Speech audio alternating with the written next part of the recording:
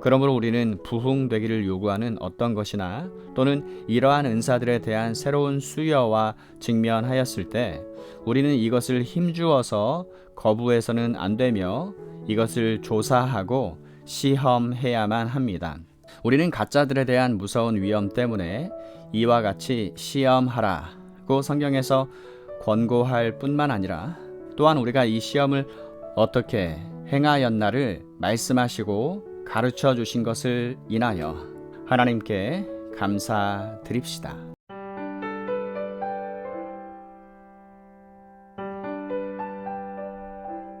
이 모든 일에 있어서 하나님은 분명한 목적을 가지고 계십니다. 제가 누누이 강조한 대로 이 모든 은사들은 성령님의 주권 아래에 속해 있습니다. 성령께서 시기와 방법과 장소를 결정하십니다. 우리는 결단코 요술방망이식으로 원하는 대로 기적을 일으킬 수 있다는 사고방식을 버려야 합니다. 기적은 신약 성경에 보면 전혀 생소한 것이었습니다. 어떠한 특정한 경우에 능력이 주어졌을 때 비로소 기적은 발생했습니다. 주장 4. 또 다른 중요한 다른 논점을 취급해 보기로 합시다. 이러한 기적들은 신약 시대에만 속하며 현재의 우리와는 무관하다는 고등 비평가들의 주장입니다. 이것은 성경을 심판하는 자리에 서 있는 잘못된 주장입니다. 그들은 말하기를 그래 물론이지 기적은 일시적이었어. 지금 우리에게는 상관없는 것이야. 이 사람들은 성경을 심판하는 자리에 서서 무엇이 합당하고 무엇이 합당치 않은가를 스스로 결정합니다. 그들은 성경을 가감합니다. 다른 말로 표현해서 그들은 고린도전서 전체는 일시적인 상황을 기록한 것이기 때문에 우리와는 상관없는 기록이다 라고 주장을 합니다. 그렇다면 신약 교회의 모든 기록들이 일시적인 상황의 기록뿐이라는 말입니까? 신약 교회는 성령이 충만한 교회였으며 기적과 표적과 기사가 일어난 교회였습니다. 우리는 히브리서 2장 4절과 갈라디아서 3장 5절에서 볼 수 있듯이 신약 교회는 성령 충만한 교회였으며 기사와 표적들이 일어났습니다. 모든 신약 교회들이 그와 동일한 상태였습니다. 그런데 이 사람들은 주장하기를 모든 신약교회의 현상들이 우리에게는 전혀 적용될 수 없다고 말합니다. 왜냐하면 우리는 성경을 가지고 있기 때문이라고 말합니다. 하지만 이 주장은 자가당착에 빠집니다. 왜냐하면 성경 자체가 신약교회의 현상들을 취급하고 있으며 우리 모든 교회들도 동일한 문제를 체험하기 때문입니다. 그러므로 우리는 이것은 우리에게 적용되고 저것은 우리에게 적용되지 않는다라고 독단적으로 주장하는 고등 비평가들의 주장을 조심해야 할 것입니다. 지금까지는 순전히 성경적인 입장에서 이 문제를 다루어 왔습니다. 이제는 교회사를 살펴보기로 하겠습니다. 모든 기적적인 은사들과 표적들의 나타남은 사도시대 후부터 사라졌다는 주장을 취급하여 봅시다. 주장 1. 우리는 누구라도 독단적으로 이렇게 주장해서는 안 됩니다. 왜냐하면 이러한 은사들이 여러 세기 동안 지속되었다는 분명한 역사적 증거가 있기 때문입니다. 이러한 기사와 이적과 은사들이 틀림없이 지속적으로 일어났다는 것을 증거해주는 기록들이 터툴리안을 비롯해서 많은 교부들의 생활과 저술에서 발견되기 때문입니다. 하지만 이보다 더 확실하고 중요한 사실은 프로테스탄트 종교개혁 당시에도 이러한 일들이 일어났다는 사실입니다. 여러분은 혹시 존 낙스의 사위인 위대한 신앙인이요 학자인 존 웰시의 전기를 읽어보신 적이 있습니까? 그에 관해서 많은 놀라운 일들이 기록되어 있습니다. 많은 뛰어난 역사가들이 존 웰시가 프랑스 남부 지방에서 피신하고 있을 때에 실제로 죽은 사람을 일으켰다고 기록하고 있습니다. 저는 그 사실을 분명히는 모르지만 역사가들로부터 전해진 증거를 여러분에게 제시하고 있을 뿐입니다. 제가 단지 말씀드리고자 하는 요점은 이런 기사, 이적들이 사도시대와 함께 끝나버렸고 결코 그러한 이적은 다시 일어나지 않았다고 주장해서는 안 된다는 것입니다. 실제로 저는 결코 그렇게 믿지는 않습니다. 많은 종교개혁자들과 교부들의 기록을 살펴보면 그들 중에 어떤 사람들은 실제 예언의 은사, 괄호, 장차 일어날 일을 실제로 말하는 능력을 소유한 자가 있었습니다. 닫고. 스코틀랜드 계약파들 가운데 알렉산더 패던과 같은 사람들은 실제로 앞으로 연속적으로 일어날 일들을 문자적으로 예언하였는데 그대로 성취된 것을 볼 수 있었습니다. 저는 여러분에게 분명히 말씀드리고자 합니다. 저는 우리가 살고 있는 이 시대에, 이 세대에 가장 필요한 말은 다음과 같다고 생각합니다. 호레이쇼야, 이 천지 안에는 너의 철학으로는 몽상조차 할 수 없는 많은 일들이 있단다. 바로 셰익스피어의 비극 햄릿에서 나온 말. 닫고. 우리가 흔히 저지르기 쉬운 잘못은 성령을 소멸하는 일이며 성령의 능력에 제한을 가하는 일입니다. 성령을 소멸하는 일이며 성령의 능력에 제한을 가하는 일. 여러분은 중국의 흐시 목사님의 전기를 읽어보신 적이 있습니까? 당신은 그 전기에 나오는 기적들, 괄호 초대교회사에 분명히 나타난 동일한 은사들의 표현과 같은 닫고를 부인할 수 있겠습니까? 여러 세기들을 통하여 이런 주제들에 대하여 쓴 책들이 많이 있습니다. 호레이스 부시넬은 지난 세기에 미국의 설교자요 신학자였습니다. 이런 문제를 철저하게 취급하고 수많은 증거들을 열거하고 있습니다. 좀 더 많은 증거를 살펴보시려면 스코틀랜드의 위인들을 취급한 우드로 전집과 알렉산더 스멜리가 쓴 언약의 사람들을 살펴보시기 바랍니다. 저는 여러분에게 이러한 책들을 읽어보시라고 권하며 또 여러분들이 이 책을 읽으시면 미래를 예언하는 예언의 은사, 언어의 은사, 때로는 기적을 행하는 은사가 그들에게 주어졌다는 것을 발견하게 될 것입니다. 이 모든 은사들은 사도시대와 함께 끝났고 사도시대 이후로는 결단코 기적이 없었다고 말하는 사람은 너무도 당돌한 주장을 하고 있다는 것을 깨닫게 될 것입니다. 신약 성경 어디에서도 기적적인 은사들이 사도시대와 함께 끝났다고 주장하지 않으며 그 이후에 교회사의 기록도 결단코 그렇게 주장하지 않습니다. 그러므로 저는 다시 한번 말씀드리거니와 그렇게 주장하는 것은 단지 성령을 소멸할 뿐입니다. 그리고 확실히 성경에서 우리가 추론할 수 있는 것은 성령님께서 초대교회를 출발시키기 위하여 은사를 주셨기 때문에 이런 은사들은 필요할 뿐만 아니라 교회가 침체할 때마다 그리고 세상이 요란하며 강력하며 막강할 때에 더 필요하다고 하겠습니다. 참으로 이런 시대야말로 이 같은 성령의 능력의 나타남은 기대해야 할 때입니다. 심지어 사도들조차도 비상한 능력의 주입이 없이는 참된 증거가 불가능하였다면 우리처럼 연약한 사람들이 이러한 능력 없이 어떻게 증인이 될 수 있겠습니까? 이것이 중요한 논점입니다. 지금까지 저는 잘못된 견해들을 논파하기 위하여 몇 가지 논증들을 열거했습니다. 많은 사람들은 말하기를 당신은 이런 주제를 손대지 마십시오. 왜냐하면 그리스도인들 사이에 단지 싸움과 분열만 조장하기 때문이요 라고 말합니다. 저도 이런 사실에 동감하고 싶을 때가 있는 것도 사실입니다. 하지만 이러한 질책은 복음주의자들에게 언제나 가하여졌습니다. 마틴 루터와 청교도들도 동일하게 질책을 받았습니다. 왜 그들은 구분을 지어 분리할까?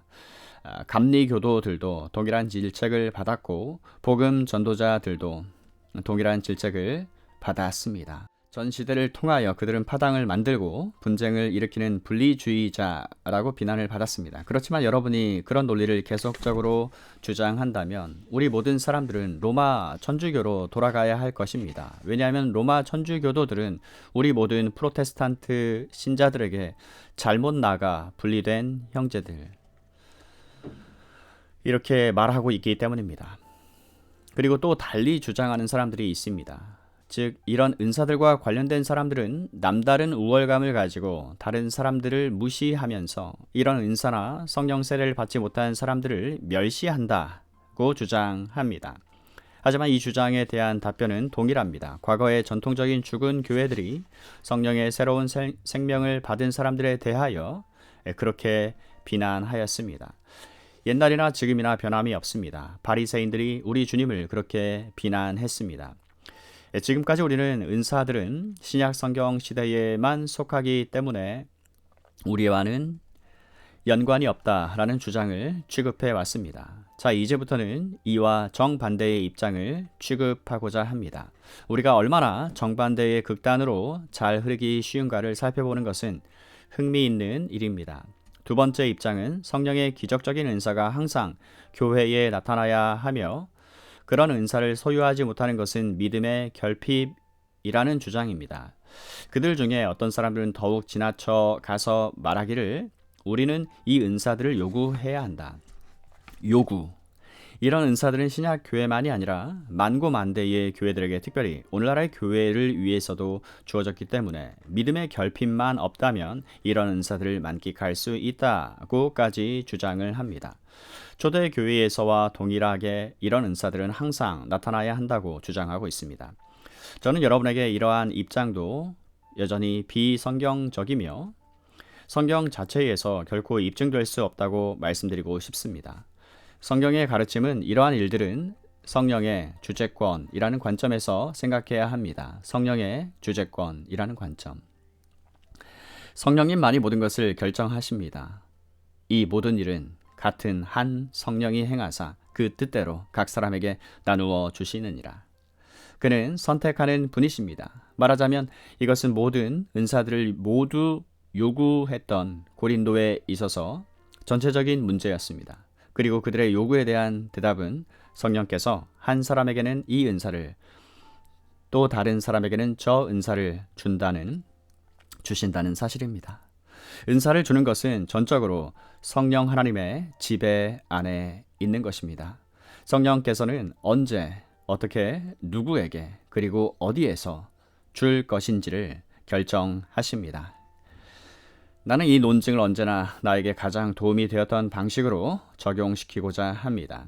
이것은 분명히 부흥의 문제와 같은 것입니다.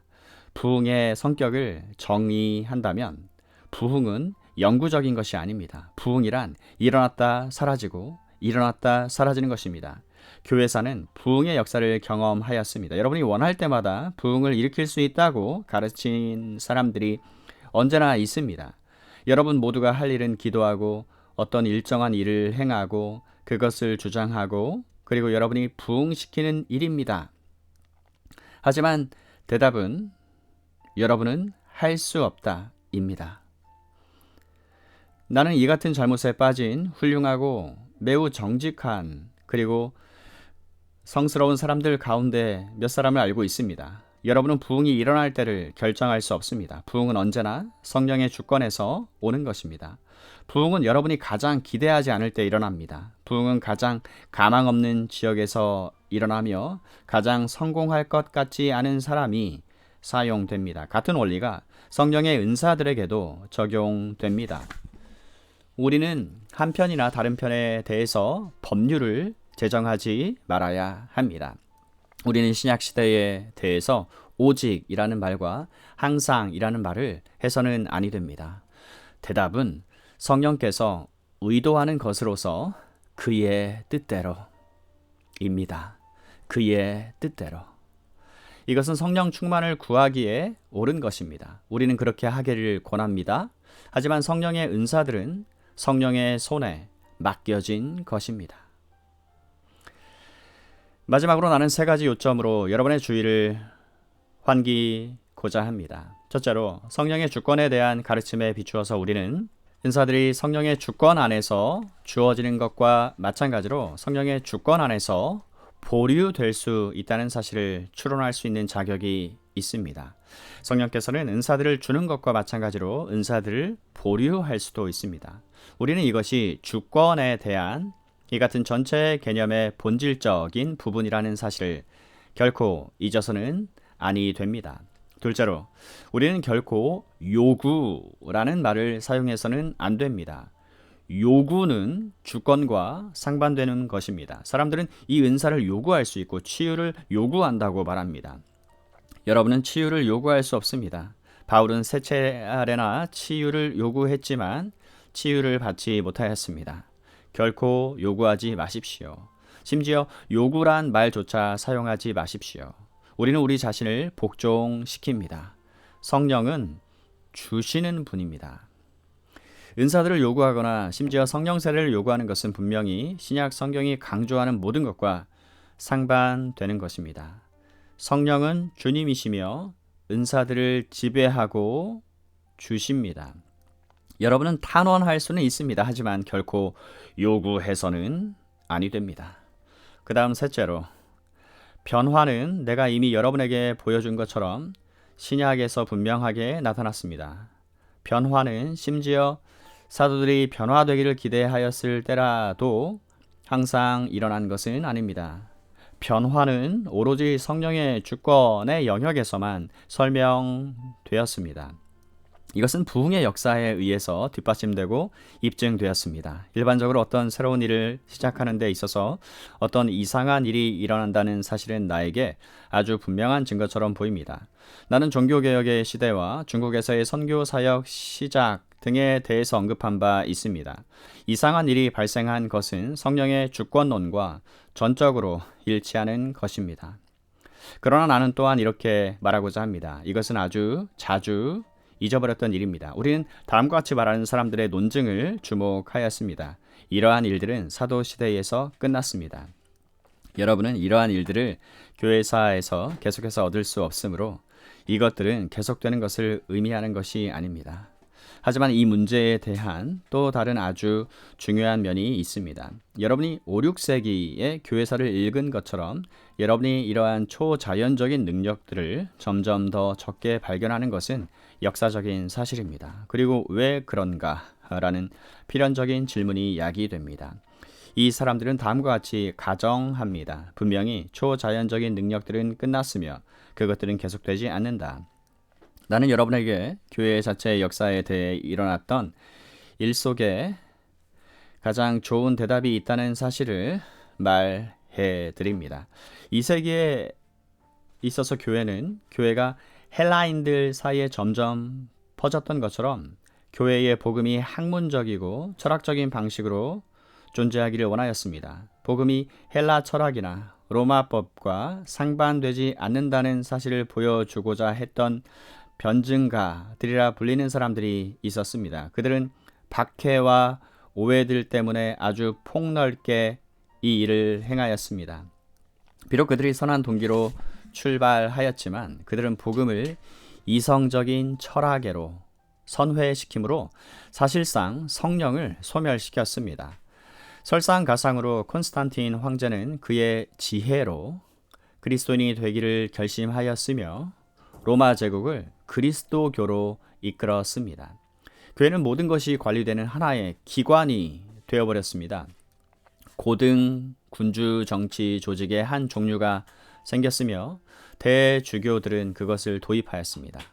다른 말로 하자면 3세기 말이나 4세기 교회는 신약의 교회와 간단히 동일시 될 수 없다는 사실입니다. 이것은 하나님께서 은사들을 거두어 드렸기 때문이 아니라 인간이 교회를 맡았기 때문이며 성령께서 기회를 주지 않았기 때문이 아니라 성령이 소멸되었기 때문입니다. 때를 맞춰 제도상의 교회가 중세 로마 가톨릭 교회에 응해서 생겨났습니다. 아주 흥미있는 일은 엉터리 교회는 언제나 엉터리 기적을 연출한다는 사실입니다. 그들은 신약 성경의 은사들을 부정하지만 그들은 일반적으로 동정녀 마리아로 말미암아 엉터리 기적들을 연출합니다.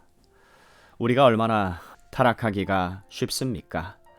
우리는 만일 여러분이 여러분의 역사를 읽는다면 여러분이 이러한 초자연적인 은사들이 몇 세기 동안 일어나지 않았다는 사실을 발견하게 될 것입니다. 라고 말합니다. 하지만 우리는 왜 그 은사들이 발생하지 않았습니까? 라고 묻지 않습니다. 만일 묻는다면 우리는 틀린 대답을 합니다. 이 말은 하나님께서 은사들을 거두어 버렸다는 사실을 말하는 것이 아니라 교회가 자신의 지혜와 영리함으로 제도화되어 버렸으며 성령을 소멸시키고 그리고 성령의 능력의 표시들을 거의 불가능하게 만들어 버렸음을 말하는 것입니다. 그러므로 나의 마지막 결론은 이것입니다. 성령의 주권 안에서 이 같은 일들은 언제나 가능하다는 사실입니다. 성령의 주권 안에서 언제나 가능합니다. 나는 그 이상 말하지 않겠습니다. 이것은 모든 요구가 옳다는 것을 의미하지 않습니다. 내가 성경의 가르침을 기초로 하고 교회사를 덧붙여 논증하는 모든 것은 성령의 능력의 표시들은 언제나 가능하다는 사실입니다. 성령의 능력의 표시들은 특별히 타락의 시대에 필요했습니다. 이것들은 대개 하나님의 성령에 대한 어떤 새로운 사역을 특징 지었습니다. 여러분은 성령의 능력은 오직 신약 교회에서만 일어났다라고 말해서는 안 됩니다. 또한 성령의 능력의 표시들이 항상 그것들의 충만함으로 존재할 것이다 라고 말해서도 아니 됩니다. 이 두 가지 견해는 모두 틀린 것입니다. 하지만 성령의 능력은 언제나 가능합니다. 그러므로 우리는 부흥되기를 요구하는 어떤 것이나 또는 이러한 은사들에 대한 새로운 수요와 직면하였을 때 우리는 이것을 힘주어서 거부해서는 안 되며 이것을 조사하고 시험해야만 합니다. 우리는 가짜들에 대한 무서운 위험 때문에 이와 같이 시험하라고 성경에서 권고할 뿐만 아니라 또한 우리가 이 시험을 어떻게 행하였나를 말씀하시고 가르쳐 주신 것을 인하여 하나님께 감사드립시다.